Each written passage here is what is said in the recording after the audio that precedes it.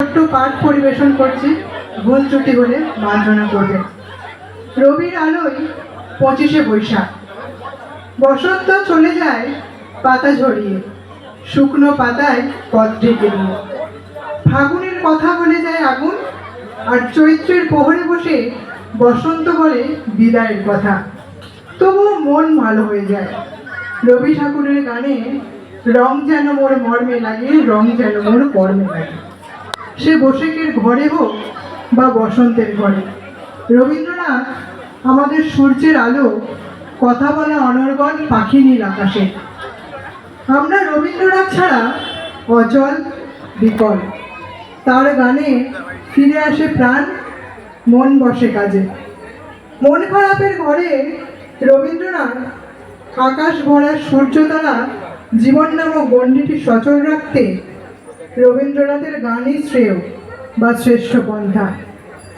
বিশ্বের দরবারে আমার দেশ আজ বিশ্বগুরু রবীন্দ্রনাথের লেখার আলোয় ঝর্ণাধারায়। চিলেকোঠার ঘরে দুপুরবেলায় পাখির কলতানে রবীন্দ্রনাথের লেখা গল্প, প্রবন্ধ বা উপন্যাস যেন শ্রাবণের দক্ষিণা বাতাস, বসন্তের সুবাসিত সমীরণ। ঝড়ের রাতে মধুনিশে ঝোড়ো ঝোড়ো মুখর বাদল দিনে পরশমণি ছোঁয়া লাগা মনের কথা। রবীন্দ্রগীতি গাছে গাছে নতুন পাতার সঞ্চার করে, মুকুলের ঘ্রাণের ঘনত্ব বাড়ায়। বন জ্যোৎস্নায় ভিজে আসা দেহ মন দোলের রামধনু ছড়ায় আমাদের রবীন্দ্রনাথ। কুমোরপাড়াতে গরুর গাড়ি নেই ঠিকই, বক্সিগঞ্জের পদ্মা পাড়ে হয়তো হাট বসে না, হয়তো ভাগ্নে মদন এখন পড়াশোনায় ব্যস্ত, তবুও রবীন্দ্রনাথের সহজ পাঠ আপামর বাঙালির মনে আনন্দধারা বইয়ে দেয়।